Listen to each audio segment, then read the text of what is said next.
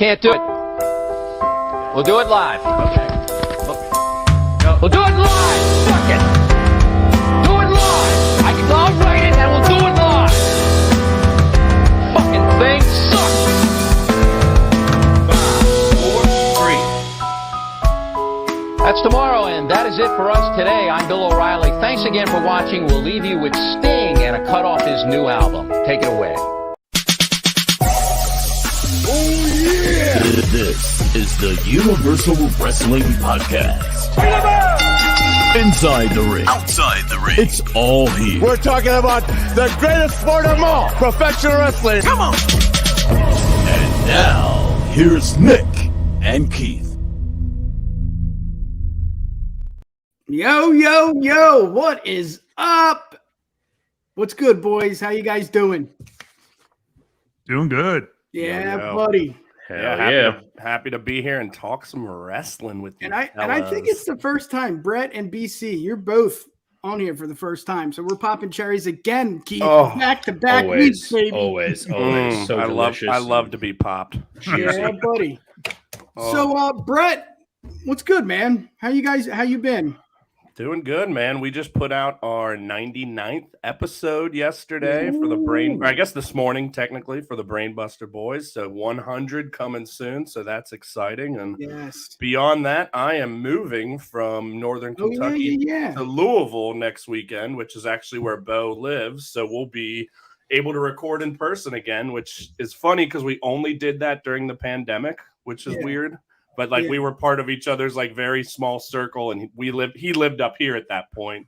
Yeah. He moved, so excited to be in the same city as him and just kind of have a fresh start in life. So things are good. Yeah, buddy.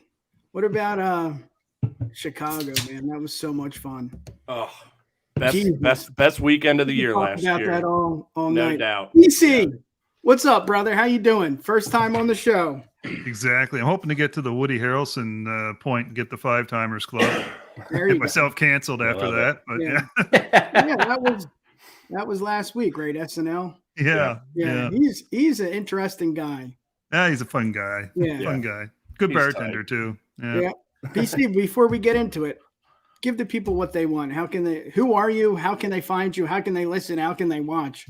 Yeah. So I am BC from Wrestling with the Truth on YouTube and Wrestling with the War on any audio podcast you do. We were originally Wrestling with the Truth on there too, but we're deciding to focus on the Monday Night Wars over on the audio side. So that's why we changed the name. Yeah. You can find us every week. Ironically enough, Brett, I just dropped episode 98 this morning. No. Hell yeah, man. Yeah, so there you go. A wink-a-dink. Yeah, I know. So we're the race on for 100 here between the two of us. I'll get a couple out tonight just to make it even. Yeah. When did you start? Oh, God. We started in, I think it was June of 2021. Okay. So we were November 2020. So we've been almost weekly, but not quite. So Keith, how many months have you been on the job? Oh shit. 5, 6, somewhere in there. I don't know. And Keith, I think you and I have only interacted very briefly on one of those big streams. So happy to be popped by you. Absolutely. I'm always happy to pop them. Word. Well, let's get to it. Let's get to the first segment of the night, the Raw Rebound. Here we go. Welcome to Raw is Jericho! Yeah, buddy, the WWE Raw Rebound.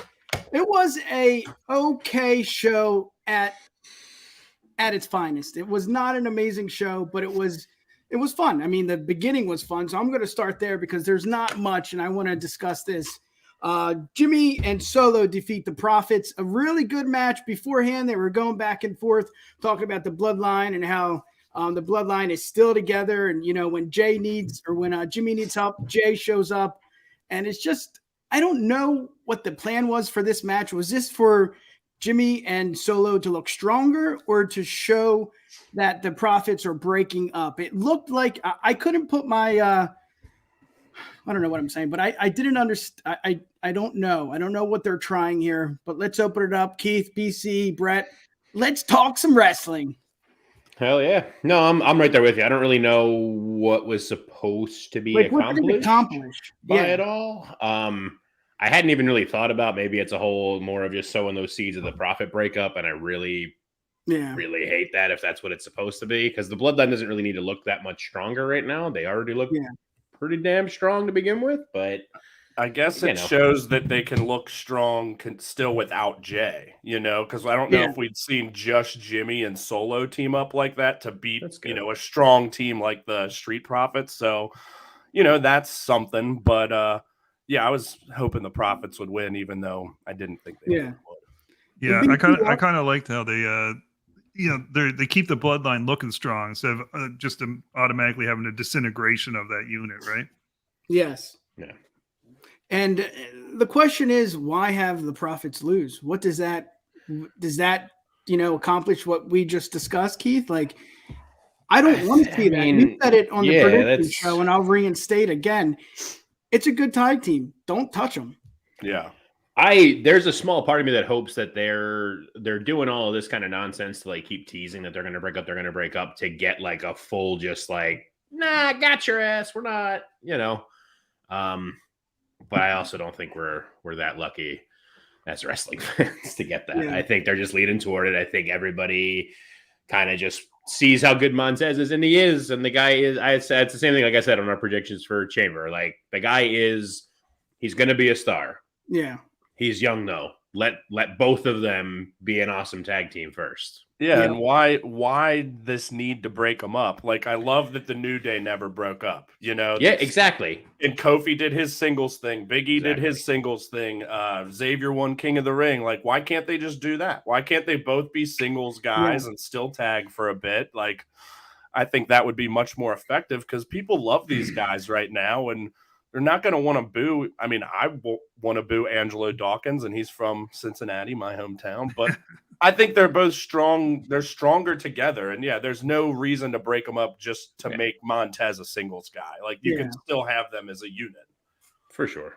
Yeah, I think they're sleeping on Dawkins because I think Dawkins got a lot of potential. Yeah. Well, I said that before on one of our streams also. Like, I think it was like a whole thing. Like, when all of the rumors first started swirling about everyone, like, Montez is the single star. He's the breakout one of this group. Blah, blah, blah, blah, blah. It was like Dawkins like literally kind of came around and was just like, all right, hold my beer. Yeah. And like ever since that happened, it's just been like, he's been great. He's an awesome hot tag. He's so good off the hot tag. Dawkins ain't no Jannetty, baby. No, not at all. And you know what it is too? Montez looks so much better than a year ago. Oh yeah. So does Dawkins. Yeah. He's lost a lot of weight. So he's either doing it, clanging and banging with Montez or trying to show the Triple H or the, I don't want to say front office, but Triple H and those guys are like, hey, I ain't the one to, mess with. If you want to split us up, I'm going to do just as well or even better. I think he realized that Montez is really starting to become the breakout. He's like, I am not going to be that Jannetty. I'm just going to make sure that I'm a valuable commodity as well. And as much as I don't want to see them break up, I don't necessarily want to see either of them go heel. I'd be okay with a Dawkins heel turn because if they go full bore with him, because I think he does have that potential. Yeah. Yeah. I'm just afraid of him being so, outgoing, what that happens. I think but you got to do something, right? I mean, go ahead, Keith. No, I was going to say, like, I mean, I'm not for the Profits, like, never breaking up. Because I mean, I think in general, everybody who gets into, I don't think anybody gets into wrestling outside of maybe FTR. I don't think anybody gets into wrestling to be like, I'm going to be a tag team wrestler forever. Like, that's what I want my whole career to be. And that's young bucks. Hey, yeah. All right. Little different, but yeah. No, you're right. Them all. Well, here's another thing. Like, if they break up, it's important that Dawkins does not get lost in the shuffle. So if let's say they do turn him heel, like, commit to that and give him an opportunity to shine. Yeah. All right, you're just fading to the background here, and Montez is the bigger star. Like, let's keep these guys elevated. Got us talking. No matter what happens, let's keep them on a strong level. And his heel turn could work much better because everybody expects Montez to be the big star. And then you have, it's kind of like a JBL when he left the APA, just turned him into something completely different than what he is right now. In the way they did that too. Yeah. Mm-hmm. That's really important right there. The way you do it. You can't just say, I hate you. Goodbye. Yeah. You know, our friendship's out the door. No. What did he do? Something with Simmons retired. Somebody and it was like he was retiring and one of the fake GMs like gave JBL like money to do something else, and Simmons was like, "Nah, we're out of here," and JBL was like, "Are we though?" Yeah. Well, I mean, let's get to the next segment. Again, we're not going to go over 3 hours of Raw. I could only watch 2 hours. But then the one thing I need to talk about, and I need to get this off my chest, is this match at WrestleMania: Brock Lesnar and Omos. I mean, what do we think? Smells like Vince. I was gonna say that I saw something today. There was like a report that like he apparently really is the one. Yeah. I mean, I don't know if that's them just trying to like cover their fucking tracks for the mistake they've made. Yeah. But I saw a thing of what like, Vince really pushed this really hard. Like, yeah. And what a shitty segment too. I mean, this did nothing to move the needle for this storyline. And in my opinion, I'm over MVP. I think he's old news. I'm tired of him. I mean, the Kane gimmick is stupid. He's stupid. The MVP lounge just fell flat. VIP and Brock, what was it? It's the VIP lounge. Oh, Get it right. Yeah. I'm gonna trash talk a segment. Trash talk it the right Unbelievable. way. VIP. It's shit, man. I just wish I had some of the white lightning though. Yeah. Oh yeah. That shit looked fire. Yeah, but I'm gonna play devil's advocate just for one portion of this whole thing. It's going to be a complete cluster at WrestleMania, but it is going to be a WrestleMania moment to see him F5 Omos and toss him around and stuff like that. But my question to the fans is, who are all up in arms and pissed off, but what else do they want Brock to do? Because they don't want him in the title picture. They don't want Brock Roman 14 or anything like that. They're a little bit tired of Lashley as well. So really, why not throw him in this crazy thing that nobody ever thought they were going to see, right? He doesn't have to bury somebody that's starting to shoot up the roster or anything like that. So it'll probably be like 5 minutes. Yeah, it'll probably be 2 minutes if anything. You're right. You're right. Yeah. I think it's just I hear you. I totally hear you on that. I do not. I think it's just I'm not supporting it. Like I feel you on that, but it's also kind of like, do you have to have Lesnar at Mania then? You do. Like I feel like if you're stuck in this position, it's either like, well, you're either not getting the Mania payday or we're putting you with Omos. I'm gonna be like, I'll just stay home. I'll hang out. I've got a potentially unpopular opinion here. Oh, let's hear it. That I was thinking as I was speeding up the hill to try and get home in time here. Let's call it since 2012 when Lesnar came back to face Cena. 70% of his matches are a disappointment? I'm being honest. Well, I don't disagree with you on that either. It's the one at except the SummerSlam one, and I was there, baby. All the Roman ones stunk. All the Lashley ones have stunk. I mean, we could go. No, I didn't think of many. He puts on a great match with a smaller dude. Yeah, him and Brian. Match. Oh my god, that's trash. one of my favorite matches. Him and Ambrose was awful. Yeah, that was terrible. But like him and Brian was Goldberg. Great. I was at the Goldberg match. That's the only WrestleMania I've been at, and I hated Goldberg so much that's like my favorite Lesnar match because he just fucking smoked him. But my point is, like, you know what? At least we know what the expectations are for this. And frankly, it's probably going to hit them, you know? So as someone who recently just came back to WWE after years off, like, I'm not too upset about it because Brock is not someone that like super moves the needle for me anyway because of these continuous disappointments. But I'll bring this up too, Keith, and you can say what you're going to say after this. The low blow to Lashley, somehow that is not over. That's not how you end a storyline. A low blow when it's done. That means that's going to continue, in my opinion. I don't know where or when, but I wanted it at WrestleMania. I mean, come on, that shit sells. Yeah, I wanted something crazy like a like some kind of fight pit match or an MMA style Yeah. match or something That between sounds two. right. Yes. Like, Yes. Omos, who Yeah. the hell is he?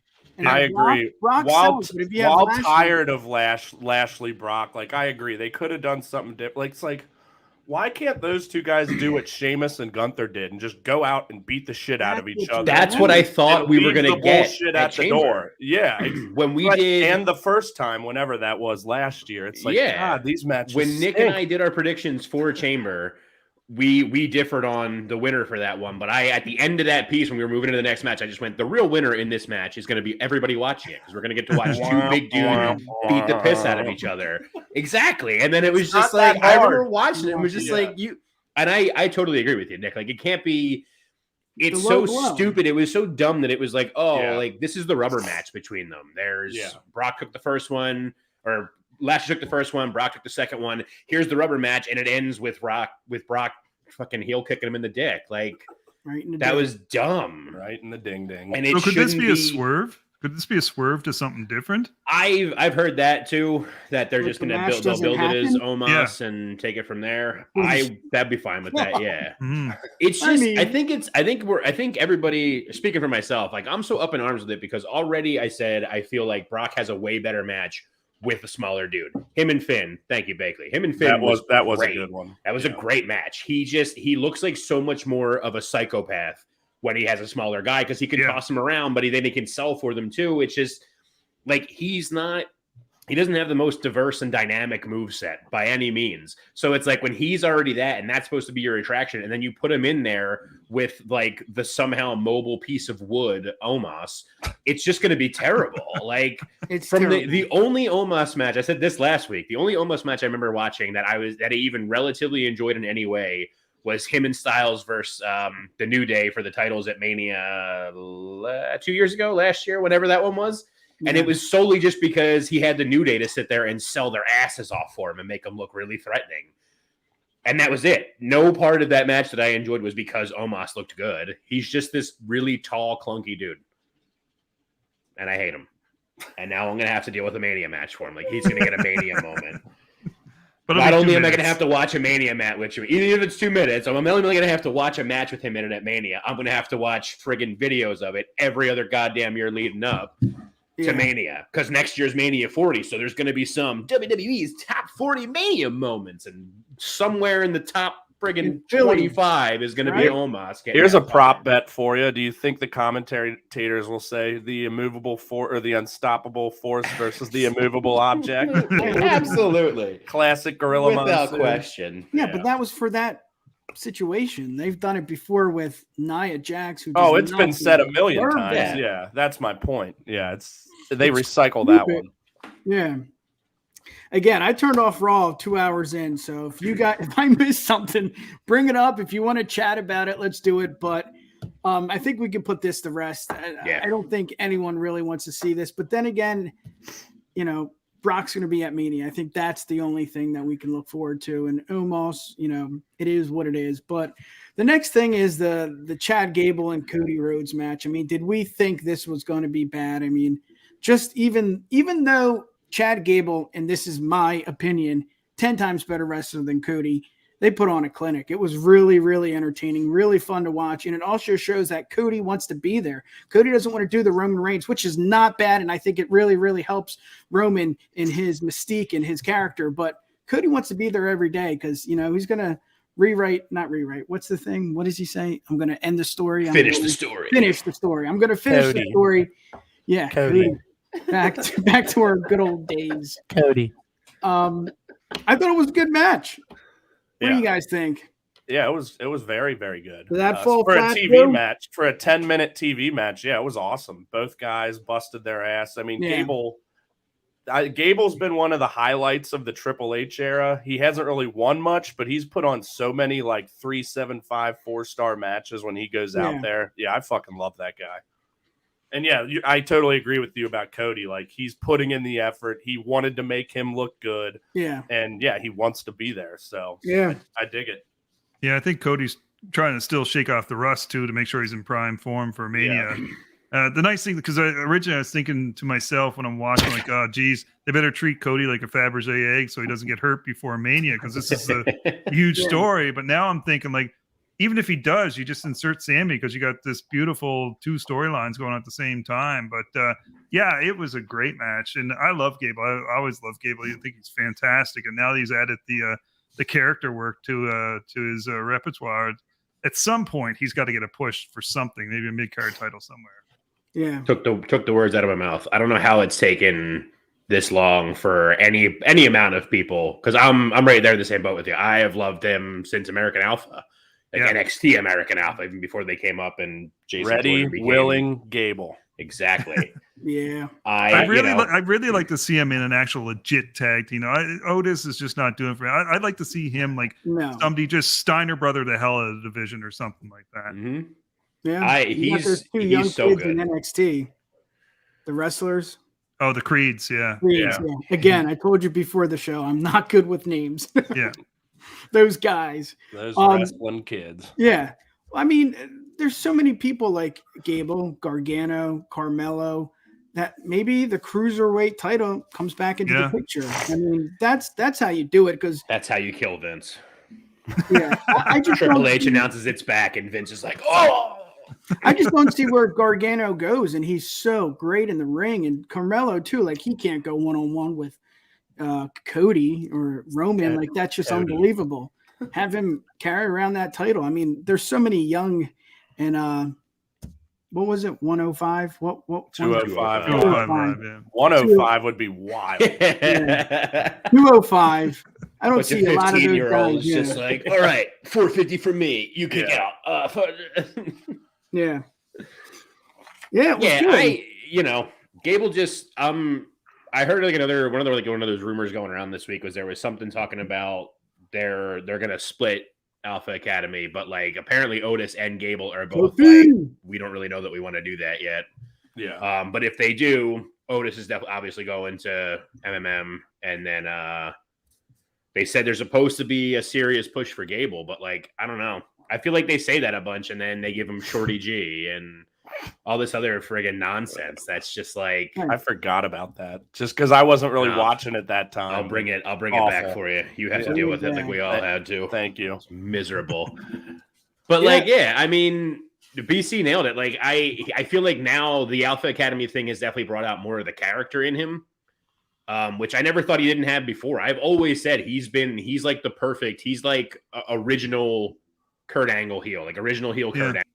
Of just like I'm an American hero. You don't screw me. Absolutely, like just oblivious. Exactly. Yeah. And he has that. He came up in a team called American Alpha. Yeah. Like once Jason Jordan had to go, that's it. You had it. Yeah. Exactly. He looks like Angle. He literally looks like should have been Angle. Angle's son. He should have been. Yeah. Well, that's still very, very funny. He might be Angle's son. Yeah, he might be. Yeah. I'm gonna test there. All right, breaking news. You guys ready?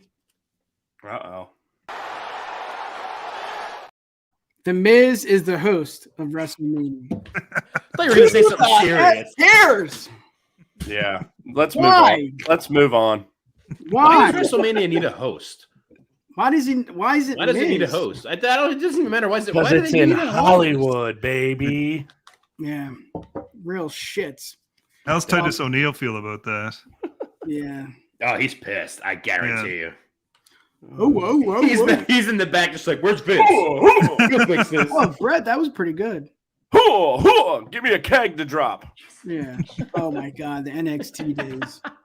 That was awful. Yeah. I mean, I got one more, and that's Entertain the Idea. That's the next segment with Becky, Lita, and all of those pretty ladies. But anything else with this shitty Raw you guys want to talk about? Just the crowd. How friggin' dead was that crowd? Like it was unreal. I mean, this is leading up to Mania, and people will say, "Well, it's the WWE and they just suck." But no, I didn't think the show was that bad. I mean, you had some great, like as much as the Miz thing is ridiculous that he's the host. Yeah. Rollins was awesome in that segment, So that was the crowd didn't hardly pop for that, and just anything like even the main event they weren't even up for that. It was only when Trish came out there was a slight pop, but. Yeah, they were brutal. Like, don't go back there wherever they went to. What are you going to rate this one, Keith?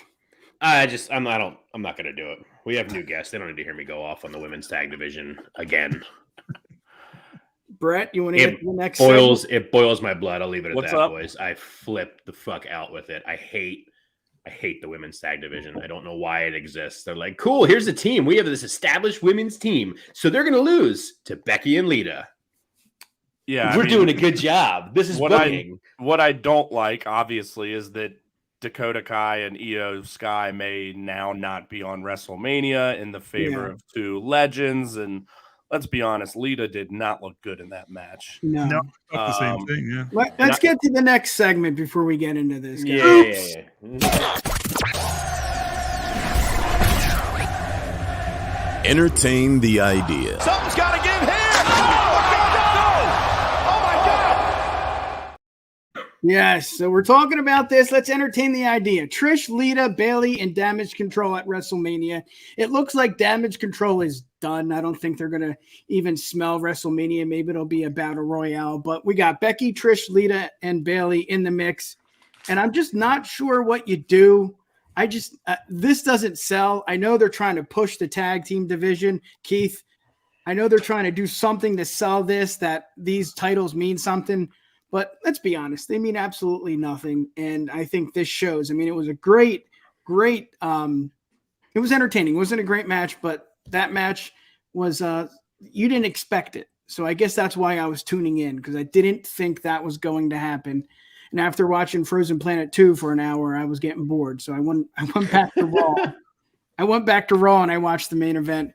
Let's hear it. I mean, what do you do here? Let's fantasy book. We love to fantasy book. What do we do with Becky, Trish, Lita, and Bayley? And if you say tag team, then that's fine, but I don't see that. And I don't think that sells either. But then again, they're on the card, so I guess it sells that way.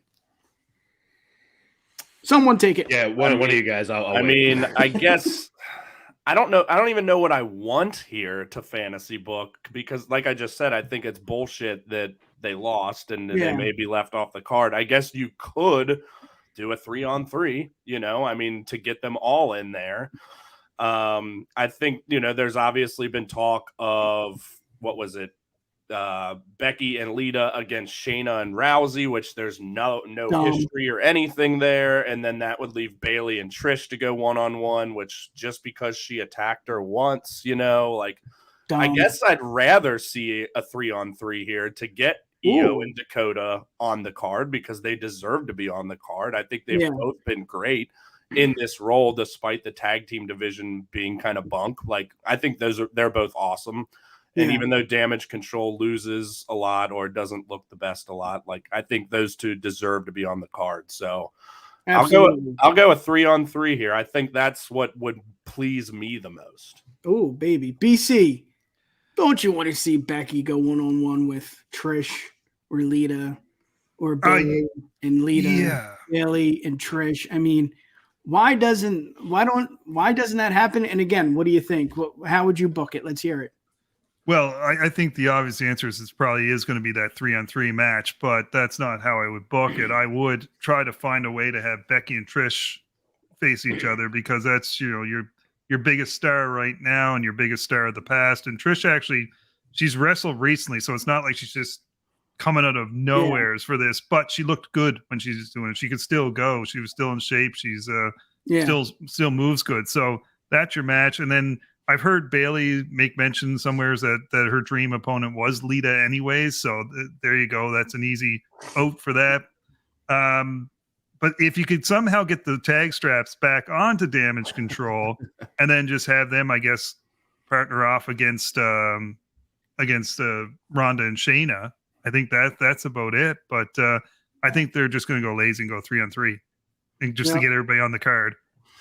Yep. So does Justin.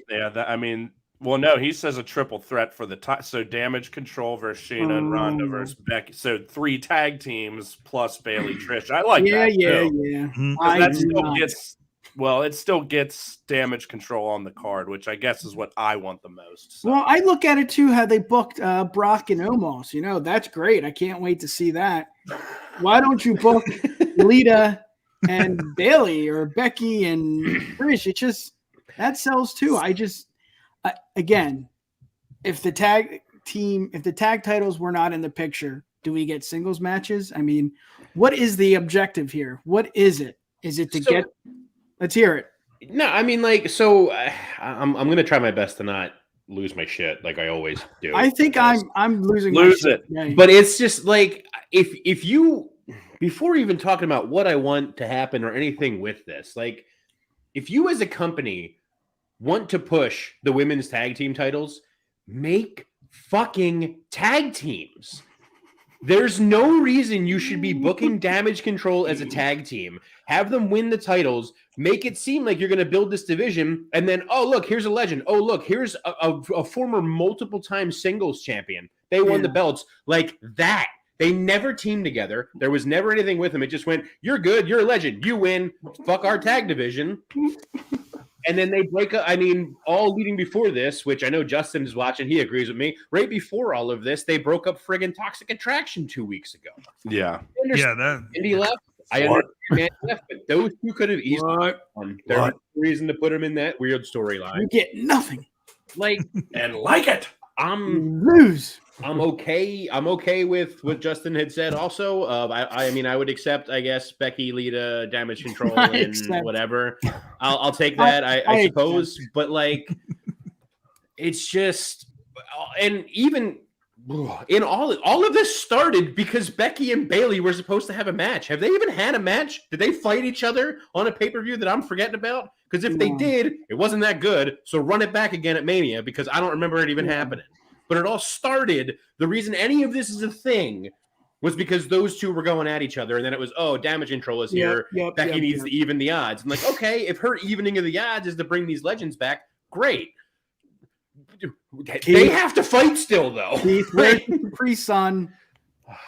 Well, don't worry, though. It looks like they're going to team. Looks like it's Carmella and what's her name? Chelsea Green. Maybe you're going to become a team as well. Let's go. Great. Let's go. I'm into that one. That little interaction on Raw, that was great. I love so into that. Green. Yes. I'm a Chelsea Green guy. Yeah. Absolutely. Yeah.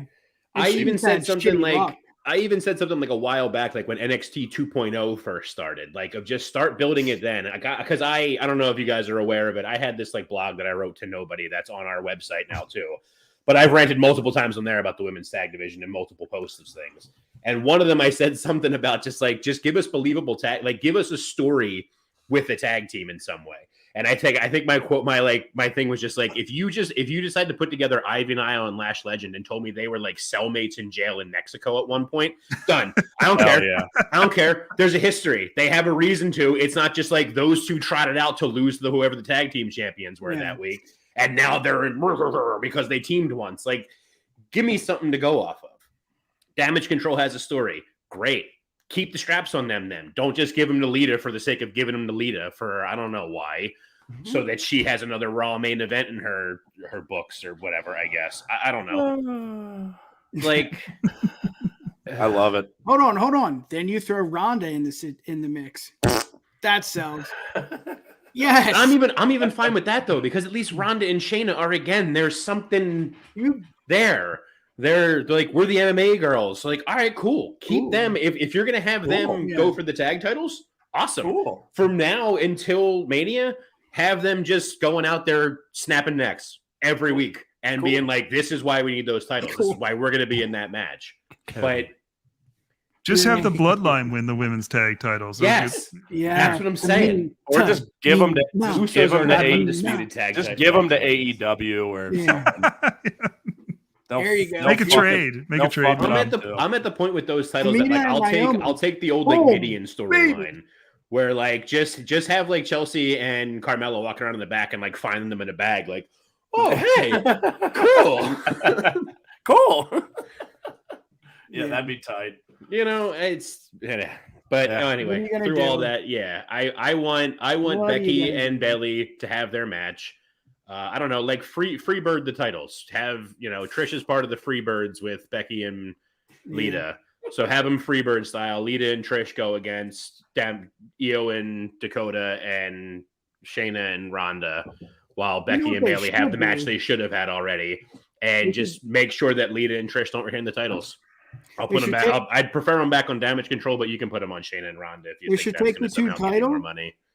and throw them in the same trash can. Nikki tried to throw the 24/7 title.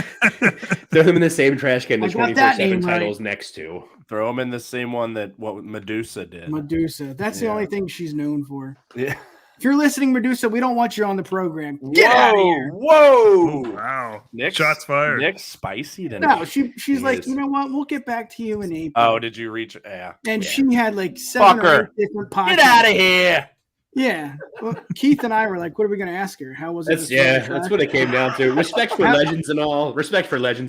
You know. But I was like, we were talking about it. Like, I know she did some stuff in like the early territory days and stuff, but I was just like, what are we going to, as far as we're concerned, all I know is she put the title in the trash. Yeah. And then she was in a really, really, really terrible scaffold match as Shane Douglas's tag team partner against Billy Kidman and Tori Wilson in WCW. I watched that. It's miserable. Recently, I believe it was called the Pittsburgh Plunge match. It was Pittsburgh. She also beat Evan Courageous for the cruiserweight title. Oh, yes. And also may have wrestled Oklahoma for it too. Yes. Potentially Team Madness days, I think, wasn't it? Yeah. I think. Well, Medusa, guess what? Keep the change, you filthy animal. We don't want you on the show, goddammit. We're gonna get sued. Yeah, whatever. Yeah. I don't care. She's gonna drive a monster truck over your car. Please do. I need a new one. Boys, let's get to some real wrestling. Let's talk some AEW. Woo! Let's do it. Here we go, baby. Folks, there's nothing in your life that will top seeing a live WWE Dynamite.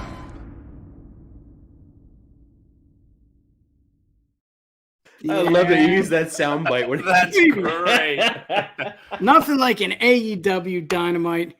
And we're on the road, guys. We're on the road to Revolution in San Francisco to Chase Center. It's going to be a really good match or a really good pay-per-view. And hey, Keith, we can say pay-per-view because it's a PPV. Right, it is a PPV, baby. And a PLE. God damn it. So, again, I think we can look at it this way. Tony can put a card together. It might be a little long, might go over 4 to 5 hours, but this card is stacked, in my opinion. I love Starks. He's on there. Jericho's on there. MJF to 60 Minute. I mean, we could go on and on and on. Wardlow and Samoa. My two favorites, Mox versus Hangman. Yeah, buddy. Oh, yeah, death match. Duh. This is going to be fun. We don't have to do predictions, but I just wanted to talk about it. And if you want to give your prediction, good, great, do it. I don't care. But the question is, how do you start this? How do you start this pay-per-view? Brett, what do you got? What do you start with? What match? What's the opener? Shit. What's the opener? Wow, you really put me on the spot. Yeah, buddy. It's going to be the 60-minute Iron Man match. I always like a fast-paced, energetic opener. Let's go with the trios titles. The Elite versus House of Black, House of Black, okay, and that opens up to the next question. I mean, like, do they win? I feel like God, I hope so. Malachi came back for this. God, I hope so. Right? I mean, BC, chime in. What do you got? Oh, it's an automatic. The Young Bucks always like to start the show off, tire out the crowd, and then leave. Oh, hey, come on. Like Ray back in the day. You knew it always going to start off, I guess, a good pay-per-view if Ray started. It was so entertaining. Like you said, Brett, high flying. It's just something you want to see. But, yeah, I mean, let's get into it. Let's talk about your match, Brett. Jon Moxley and Hangman Adam Page, Texas. It is my match. Texas death match. I mean, this is something you want to see out of pay-per-view. And it's just, yes, the storyline has been on and off, injuries and all that, but we're finally going here. And it seems like it's going to be something special. Do we get more of this? I hope so. But let's hear it, Brett. What do you got? Yeah, so I actually have a little bit of more history with this match because I was at the first match here in Cincinnati when Hangman got knocked out, and I was at the third match in Dayton when Moxley got the roll-up win, and they're my two favorite wrestlers in AEW. So, yeah, I'm fucking pumped about this. me and Tim have talked a ton more so like end of last year about these two. Mox from Cincy, but Hangman was my favorite wrestler before, and then I would always give him shit for like rooting for Punk over Moxley. So we and I have had some fun discussions, but I'm gonna say I think and want Hangman to win this match. I think he needs it a little bit more. Mox is Mox, man. Yeah, he's gonna be just. He doesn't fine. need to win.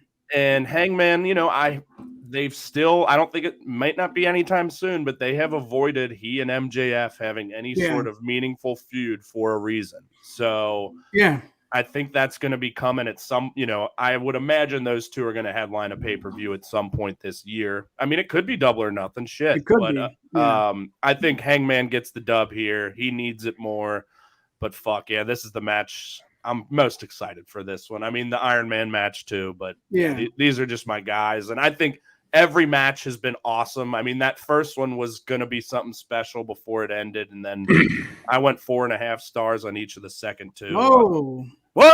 I'm a 4.5. I'm a generous boy. Yeah. My spreadsheet's popping. But yeah, I'm excited. BC, I'll pose a question to you. Does this really hurt Moxley if he loses? I mean, he was a transitional champion, and we thought, well, in my opinion, I thought that was going to hurt Moxley. It didn't. It did not.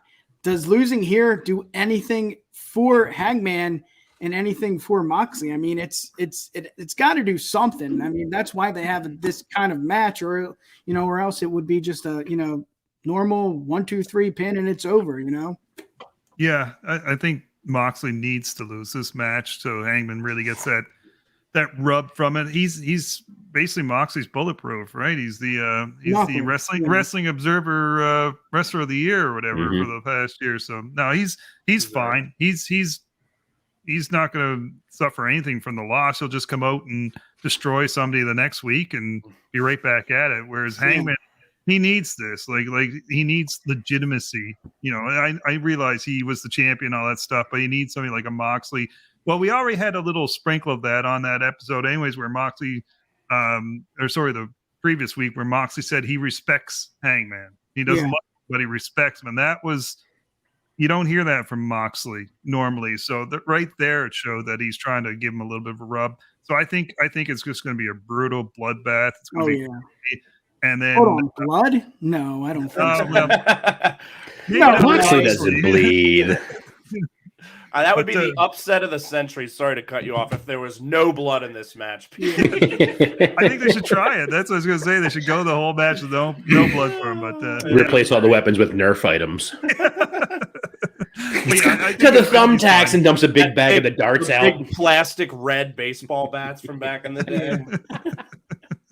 Those are dangerous. Yeah. Keith, what do you got? You want to talk about this match or discuss another? I mean, this is I'll do both. I just pulled the whole card up to look at it all, and I completely forgot about it. I'm going to go backtrack to what we were just talking about for the opener. I think the tag team 4-way is going to be the opener. I don't know who still don't know who the fourth team is, but it's the Guns, the Acclaimed, Lethal and Jarrett, and then something with a lot of people than chaos. And I think it'll be either that or the trios match. I'm with Brett on the trios match. I think House of Black needs to win it. I love the Bucks and everything, but I love Malachi Black. Can I a cheap plug? You can find Malachi Black interview on the UW podcast. Great interview. But I guess we're talking about this match. Let's talk about it. Was it too soon to put the belts on the Guns? I mean, is the Acclaim the tag team that should be the champions walking into Revolution? In my opinion, no. But let's hear it, Keith. Yeah, no, I don't think so. I mean, I think I was with everybody else at first. I think when that happened at first, when the Guns won it, the majority of wrestling fans were just like, "Oh, fuck." But after sitting with it for a little while, it was kind of like, nah, I mean, it's going to be good. It's good to have heel champions.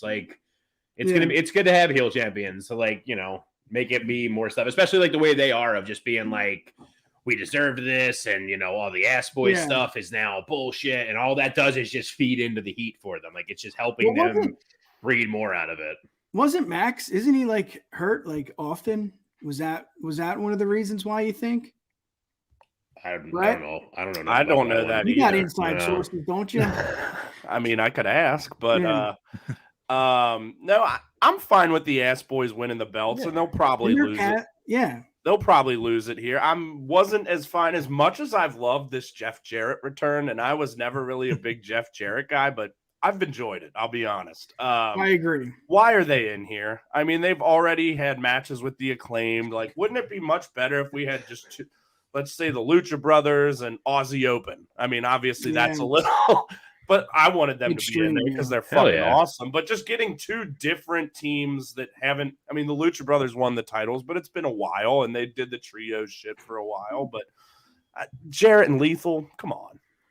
Again, and I like them too. I just would rather see a different team in this spot. Broadcast makes a great point. Yeah, absolutely. I'm in the opposite boat with Brett. I have like always hated Jeff Jarrett. I think he's like, I don't know what it is. I did until recently. I'm not a fan of him. And when he first popped up, the live stream we did with whoever, like, was a bunch of us that night for the AEW after he like returned there. I was just like, this guy, he's like the most carny of carnies of wrestlers. Like, just backdoored himself into every major promotion that has ever existed in wrestling. You got to give him credit. He's in all of them. Was he even in ECW at one point? I don't remember. That might be maybe not ECW. I don't know. But that was WCW. But yeah, that's what I mean. Like, but there was WCW. He did TNA. He was WWF. He's in AEW now. Like, don't forget he did Ric Flair's last match. Global Force, Ring Ka King. Well, we were talking a little 2000 WCW, so I've been trotting through all those shows because the year of Duke and Rogue is a podcast. Love those guys. They've been covering them all. Nice. And like Jeff Jarrett main evented like 6 straight shows in a row. And again, as bad as those shows were, he was usually a bright spot. Yeah. Well, not at this. Anyway, we're off track. Yeah, I don't mean it's like. I guess maybe not. I guess I don't hate him like as like a wrestler for like his in-ring stuff or whatever. It's just like that whole idea of just like you're such a fucking carny, man. You're just everywhere. You find your way to just grease the right hand and find yourself in there. Because he was on a WWE pay-per-view. Then did Ric Flair's last match, and then it was like 2 weeks later he was in AEW. It was like, dude, those are like 3 major wrestling like things, all in the span of like a month you just did. Like, Jesus Christ. Yeah. Hey, just a heads up, I probably got to duck out of here in like 5 minutes. Yeah, that's good. Yeah, not to kill the vibe, but yeah. You know what? That did. What you just said is one of the most insanely idiotic things I have ever heard. Great. You're going to leave us in 5 minutes. I'm kidding. He told me that. That's fine. I'll pose the question to you. Is it too soon for the Acclaim to win back those titles? Broadcast said it. Tom said it. The chase. That's what we want. That's what Stone Cold made his money off of, chasing the title. What do you got? I've every episode of our podcast, I think I talk about how the chase is the big thing, and how fans don't even realize how much they turn on a champion once a babyface becomes champion. They do it to themselves because what's left to accomplish now? Yeah, the money isn't having a heel champion. The money isn't having a hateable champion. That's why, going back to the 80s, like the Honky Tonk Man, why did he hold the title that long? Because everybody chased it and you were just waiting for that guy to lose it. But yeah, as far as the Acclaim, it just seems like it's a little bit off kilter. They probably should have threw those titles on them in that big New York show where the fans were just going bananas for them and just called an audible and put them on them. And then they would have had it for a bit longer. So it doesn't feel like it got yanked away so quickly from by the guns, I should say. Yeah. You got that built-in storyline with Billy, so it makes sense that these guys are exchanging the titles, but now it just feels like it's too soon. Yeah. I mean, he's inserted into the storyline. I mean, he's got to do something. I mean, it's back and forth. I want to protect my sons. I want to have fun with the Acclaimed. Yeah. I mean, at some point, he's going to go with family. I mean, right? The bloodline, that's what I see here. But, Brett, what do you got? Hey. Any last words? Let's hear before you leave. Hey. What's your excitement? I'm kind of the pay-per-view, the 60-minute, the 90-minute. Let's hear it. Yeah, so first off with this, I don't necessarily want the Acclaim to win it back, but I wouldn't be upset. And we don't know who that last team is yet either. Yeah. I'm fucking fired up for the 60-minute Iron Man match. I love MJF, and I don't think he's going to lose by any means, but I would absolutely love if Bryan Danielson won. And talk about deserving. I mean, that motherfucker has been so damn good since he walked in the door of this company. Every match. Every fucking match, man. Like, he's had at least 3 or 4 different concussions. And just everything he's done recently, Takeshita, Bandito, Cage, Roosh, all these matches were fucking great. So he's got to win that belt at some point, I would anywho, I think the match. I think the match is going to be incredible. I think MJF is going to want this to be like his crowning in-ring performance, and I think he can do it. I think he's underrated as a wrestler. I just can't wait. I can't wait to see what transpires. I don't know what's going to happen. Obviously, I think he's probably going to win by some sort of nefarious means, but of course, who knows how many pinfalls there will be. Like, I would not hate it if they go the WrestleMania 12 route and go 0-0 and go into overtime. Yeah, because that's something we haven't really seen in a while either. But I don't know. I'm fascinated by it. I can't wait. MJF will probably win, but man, I would lose my shit if he actually put it on Danielson, because he could always give it back. But I'm fired up for this show. It's like my last weekend in town up here, so hopefully going to get like a big crew of people up here. Get some energy high in the room. But what are you dishing us for tonight? Tell us. Just meeting up with my old boss from the Bengals and a guy I used to work with. Yeah. So I've worked home games for like a decade now, but I interned for the team for 2 years. Oh, yes. Former PR director and then a guy I worked with over there. So haven't seen him in a while. And that's where I'm headed.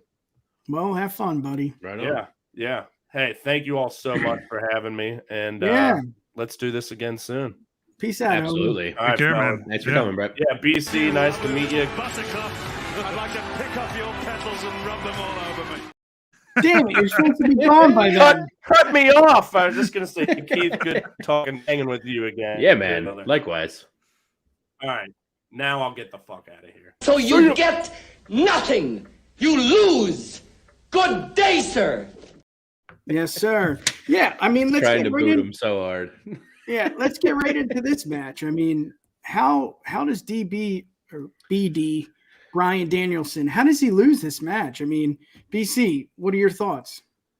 Well, I guess how he loses is it's way too soon for MJF to lose the title. And am I blacking out, or is this MJF's first title defense? Like, I'm trying to remember here.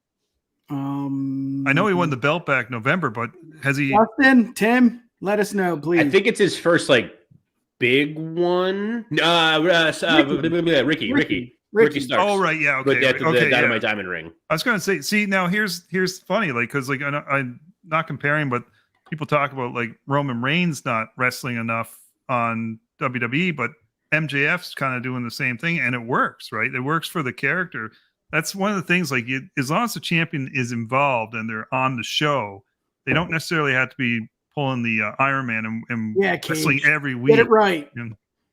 But I think they should have pulled the trigger on Danielson earlier, because when he was doing his heel work, because he was phenomenal in his heel work when he was just kicking everybody's ass and just being that guy.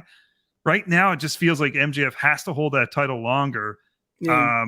And I think this match is going to be kind of crazy, though. I think MJF intentionally goes out there in the first 5 minutes, gets disqualified about 4 times, just trying to concuss him. See, and then they have that story going on.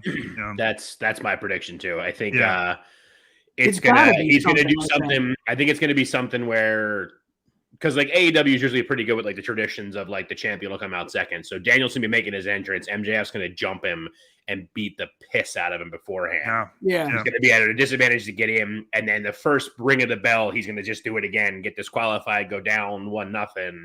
Yeah. And then just going to be all right, well, I basically just killed him. So here's 2 pins in a row. Now I'm just going to hold this lead for the rest of the time.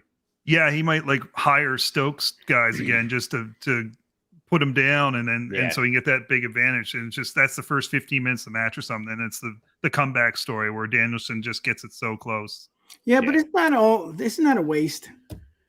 to have this kind of match with I keep on saying it, Bryan Danielson, and then have all that, trickery and all that, just I don't think doesn't seem like a 60-minute Iron Man match. Bryan Danielson, MJF, that's what's selling this pay-per-view right now for me. To me, MJF doesn't seem like the 60-minute guy. Like, he's exactly.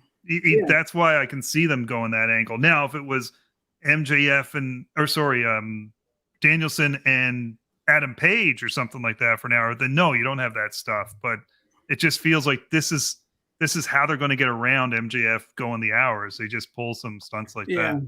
I just hate that we have to look at it like from that point of view. Like, can't we just get a Brett and Austin or Michaels, like something like that badass where it's like I could also see that happening. Like, I could also see MJF could just do being it normal, and then him because yeah. I feel like it might be more like with MJF's character to kind of like pull a sly one, like pull a low blow the ref doesn't see to put him up on that one, like have them just go tit for tat the whole time, and then in the last 2 minutes, whatever, ref doesn't see it, and he just nails him in the dick.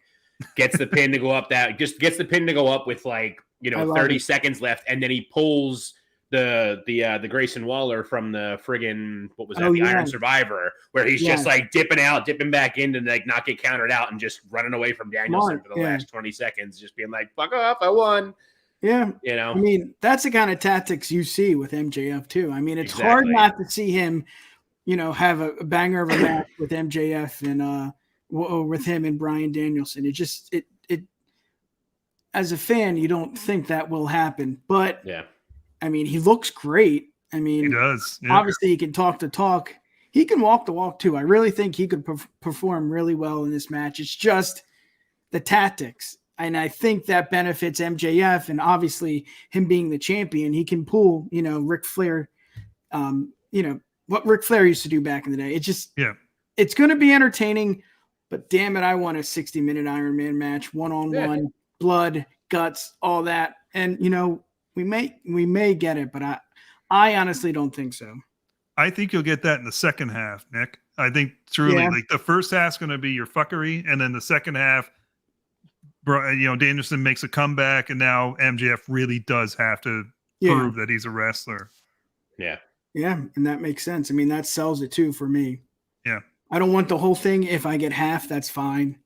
But I want a match.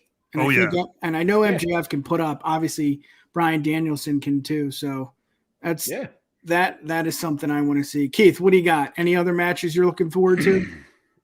The women's triple threat, because it's either something that is going to be, it's likely going to be a very good match. But I feel like the ending is either going to be disappointing or stupid or both. Yeah. Because it's the whole story is who is Ruby with? Is it with Saraya? Is it with Jamie and Britt and whatever? Saraya, Paige. And is she with them? Is she with them? Who's it going to be? Whatever. Yeah. I think I'd prefer a Ruby heel turn, because I definitely enjoyed Ruby more in WWE when she was a heel, and even back I think I prefer her as a heel to a babyface, because as a babyface she's just like, I'm a punk, fighting. Whereas I'd rather her be a heel and just be like, I don't know. I don't really know what her heel character really was, but I think she's just a better heel. So maybe she's I want her to have a heel turn and join up with Saraya, but I don't want Jamie Hayter to lose the title either. Yeah. I don't want Saraya to win. I don't want Ruby to win either, as much as I like Ruby. Hayter is she's great. But is she? And she's one of those few examples that go against what BC was saying earlier. Because I'm totally with you that the chase is so much better than the actual championship win. Look no further than Hangman. I love Hangman. That chase story was so much more interesting than when he actually got the belt, and then it was just kind of I'm over it. Get it off him now. Yeah. And but Hayter hasn't been that way, because they built it up so much of is Britt going to turn on her? Is she going to turn on Britt? What's the story going on there? She won it. We all blew up for it, and we all still blow up every time she comes out every week. Yeah. Yeah. Well, she still gets a massive pop every time. And that's the same thing with Sriracha. I mean, the chase hasn't been good, right? And No. she's up there, right? Like, you're not going to tell me you think Hayter walks out without any issues, right? Like, there's some kind of trickery in this match. I just don't see how she pins someone 1, 2, 3 and it's over. Maybe that's why Ruby's in the match, right? I mean, you can't make Sriracha look bad.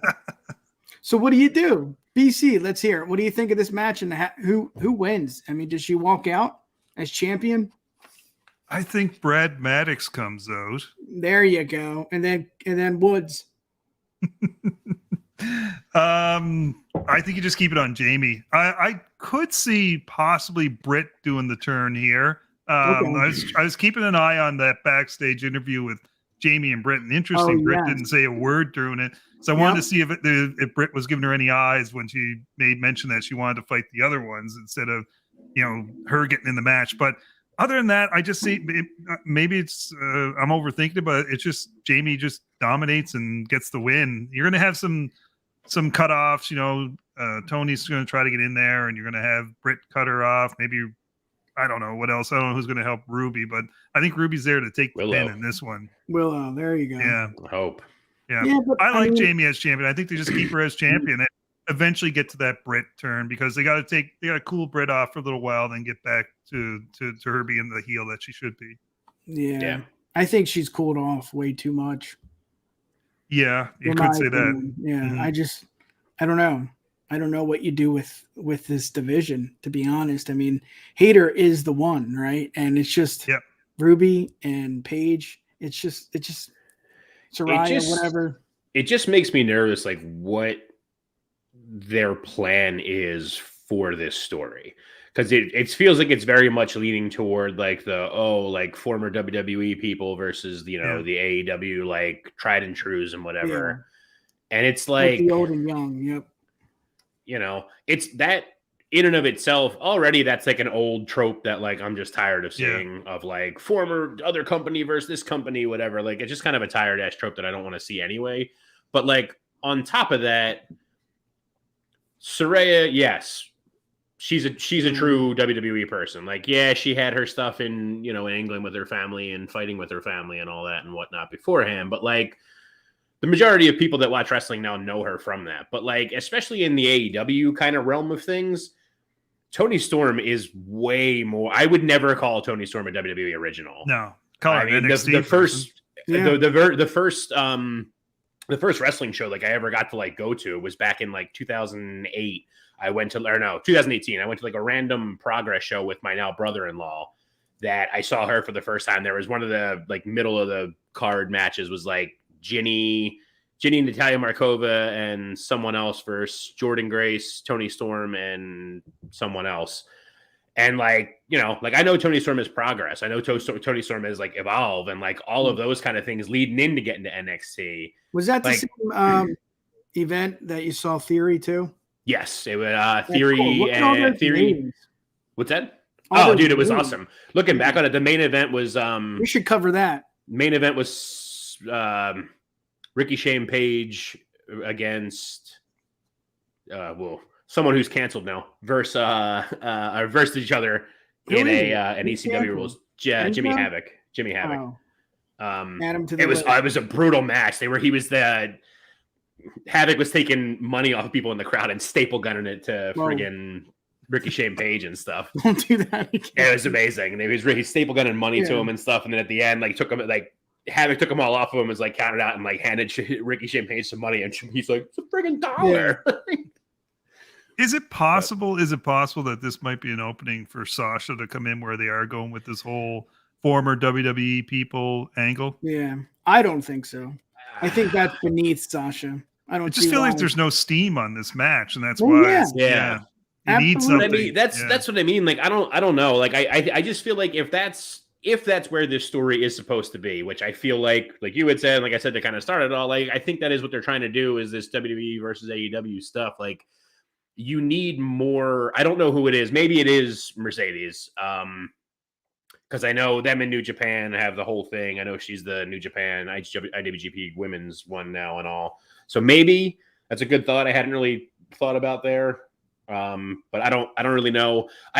They need whatever it's going to be. They need some other WWE original like women to come in, like more of actual originals that way. Yeah. You know, I don't know who that is because like I don't want, you know, like Nia Jax rocking up Naomi. either. Like Naomi would be great. No, I would accept Naomi. I would accept Naomi. Naomi's a decent enough wrestler. I would consider her as like a true, you know, I guess I'm just in a WWE. bad mood today. You know, but outside of that, like, and I Wendy think that's what Richter. makes it. Let's bring Wendy Richter.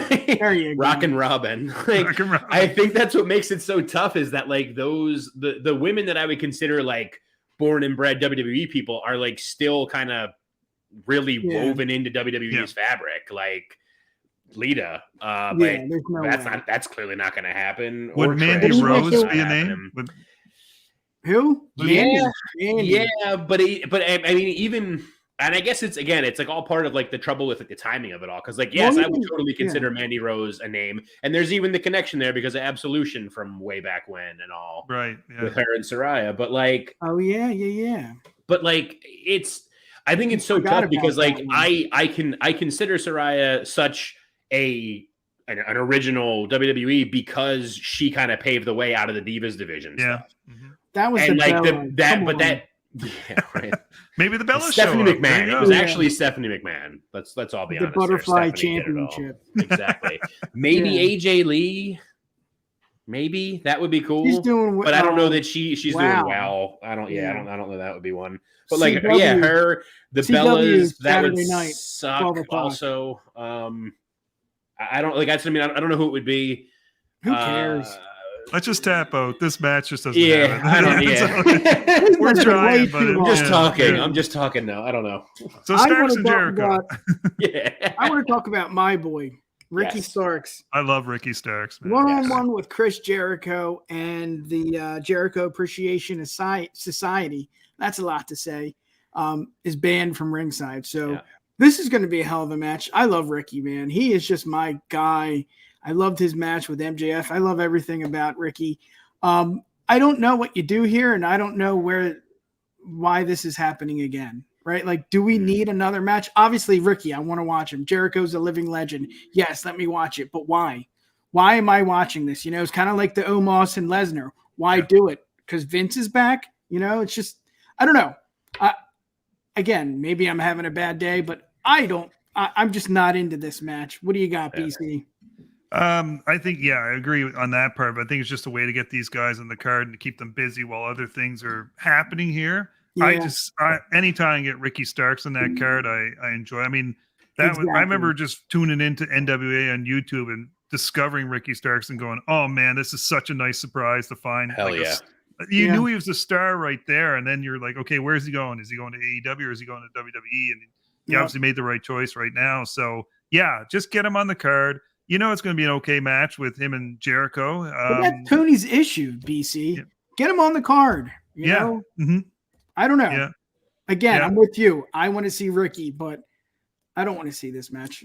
I just feel like, to me, it just feels like this whole Iron Man match, which is, I'm very okay with that being on the card, but it feels like it's just kind of put a cloud over everything else because this is the match. I think you're right. Card.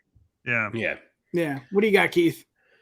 No, I mean, I agree. I think it is. I feel like, as excited as I am for the pay-per-view, I do think that Revolution as a whole is kind of a one-match card. It's really just that Iron Man match. Everything else there's going to be other cool matches and good moments and stuff, but that's like the only one that really has like the most stakes to me and has had the most like kind of build around it with everything, which I guess is what you want because it's your world title and everything.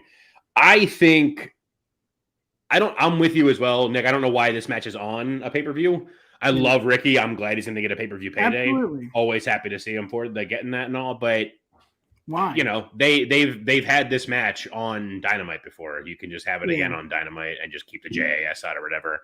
I think what this is going to end up building to, and I don't really know where it builds to past this. Yeah. But I think we're going to see an Action Andretti turn. I think Action Andretti is joining the JAS. Really? Because right now, JAS is banned, No. but I think Andretti's going to come out because he's not banned because he's not part of the JAS, and he's going to turn on Ricky. And it's going to be something where it's Jericho's going to be like, it was all a setup, man. I let him beat me originally. Yeah. You know? And then he gets a new nickname. Exactly. Yeah. Which I'm fine with, too, because I loved when he took Menard and Parker and did all that. That list, I don't know if you guys listened to the podcast when he was like talking to the JAS, like his Jericho podcast with him. When Matt Menard went over like the list of names he sent Jericho to be, it's like one of the best things ever. It was like the Mississippi Mud Pie, Matt Menard. My favorite one was like, there was one that it was something ridiculous. It was like a double thing. It was like, clean pressed, undeniable, or something like it was better than that, but it was something to that effect that it was just like, the guy's the best. 2.0 rules. I love those guys. I have an Everrise shirt. I bought an Everrise shirt when they were in NXT. Yeah. I love those guys. So yeah, I could totally see that, you know, Andretti turning and then he's like, this is actually the reintroduction now of like Andy Action. I don't know, that's shit, but you know what I mean? Yeah. Let's pause now for station identification.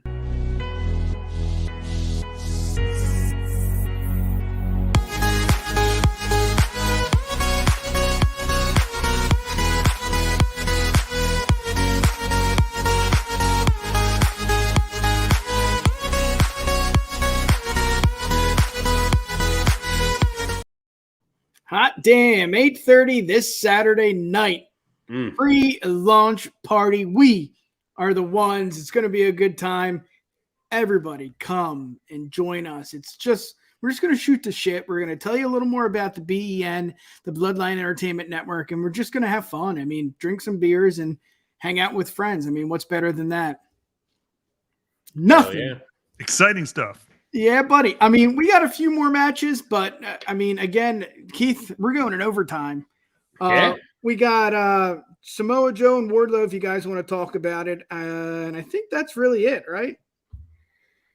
That's going to be a good one. That's going to be a good one. Bakley just kind of mentioned there was some build to that too, but I also even feel like that the build, there's been build to it, but I feel like it hasn't been built like because of the injury or something. Enough. It was just like for someone. Yeah, Joe came out, beat up Wardlow, cut his hair off. Wardlow cut the really passionate promo about like I grew my hair for my dad, and then Joe took that away. But it's kind of been like that's it, which is fine. I guess you don't need you don't need a novel written to sell a match, and it's going to be a good one. It's hopefully it's going to be what I thought Lashley and Lesnar was going to be at Chamber, and just two big boys just beating the shit out of each other. You sold that one, but.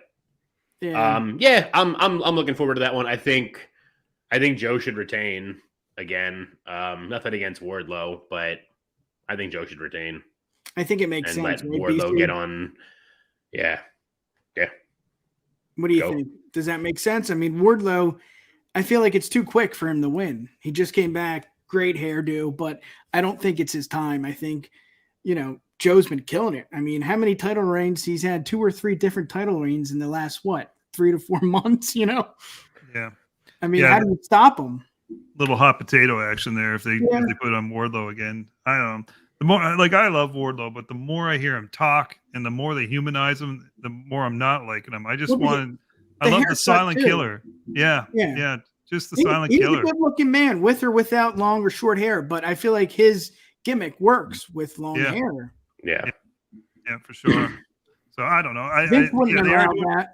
They're doing a build, but it's almost like here you go, guys. Here's our Lashley Lesnar thing, and let's see if we can do it better. But I feel like it's going to be the same result as Lashley Lesnar. You're just going to be disappointed. Yeah. I want Joe to retain, and then I feel like Wardlow needs to go after MJF. He has to. That story never really finished. There was all the controversy, and MJF got on the plane to go home, but then he showed up and Wardlow squashed him, which was great and all. And what should have happened, but exactly, there's still story left there, especially because Wardlow had an interview with somebody not in kayfabe, an actual podcast he went on to, and he was just kind of it kind of sucks that that should have been my moment, and it got so overshadowed by all the he's in the airport, he got on a plane, he got on it was just covered by all this MJF bullshit when it should have been my moment. So that's your story there. Like, have him lose to Joe, whatever, writes that off. He's still mad about his hair, but it'll grow back, bud. Don't worry about it. Like, you're an adult. It's fine. You're not me. It'll come back. Like, so move on. Go back to MJF and be like, I'm not done. There's been no resolution to this because that was supposed to be my moment and you friggin' stole it from me. So now I'm going to steal that from you. Yep. They need to heat him up. Yeah. Yep. And this, but not by taking the titles off Joe, because then he's stuck with that. Yeah. Yeah. Well, then there has to be some kind of trickery because you don't have Joe win straight up, right? I mean, that doesn't make sense at all. And I don't think maybe like a belt shot. It doesn't accomplish anything. Yeah. Right? Muscle buster onto one of the belts. Yeah. But I totally agree. MJF or Wardlow, that's it. That's what you got to do. Oh, yeah. And I think I don't know what happened. Why did it not happen? I mean, is it just because, I guess MJF wasn't champion when. Well, because Wardlow won that match when, MJF got on the plane and whatnot. Wardlow won that match. And then, like, the next week was when, Joe came back and then they were War Joe and they were teaming and doing their thing and all of that. And then, went away for injury or whatever it was after the original part of the Joe feud. But there's just Joe. Nothing happened after nothing more happened with Wardlow MJF because of MJF had his whole sit out and then everything. So he was hanging with FDR for a little bit too. Oh yes. Yeah. Yeah. Mm-hmm. Yeah. Where are they? When are they coming back? I know they're like on, but come on. Bring it back. I love those guys. Yeah. Yuppers. Well, let's get to the last segment of the night, gentlemen. Are you guys ready? Oh yeah.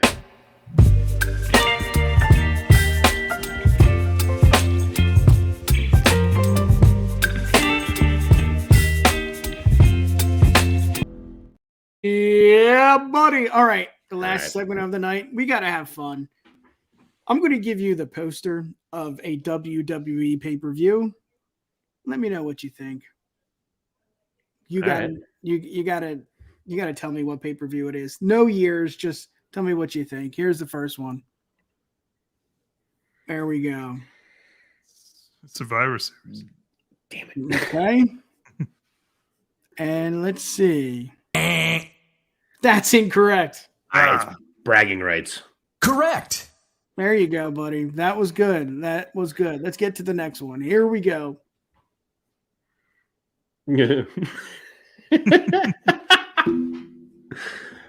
Christ.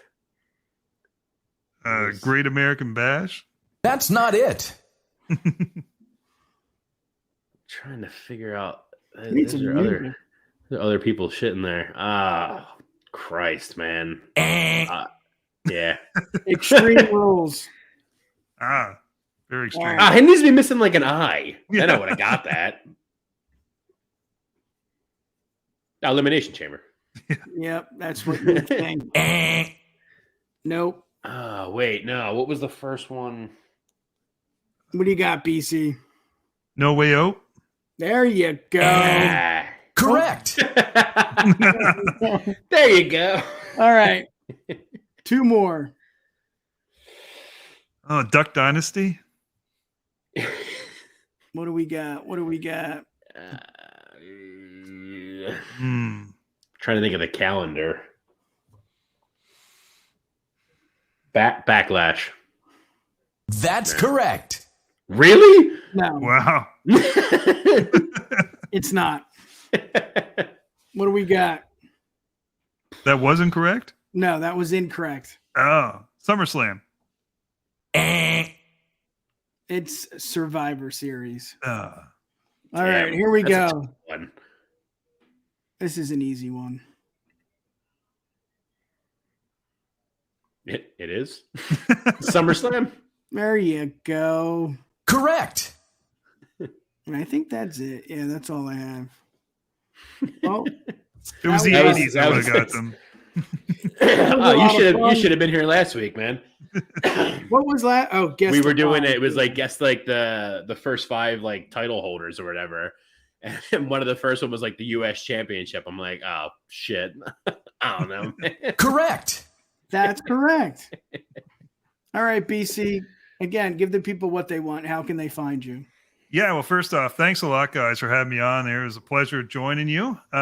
So, yeah, if you want to check us out, go on over to YouTube and subscribe to Wrestling with the Truth over on YouTube. We cover a lot of the modern product with the YouTube stuff, do some reviews, do some different funny videos and stuff like that.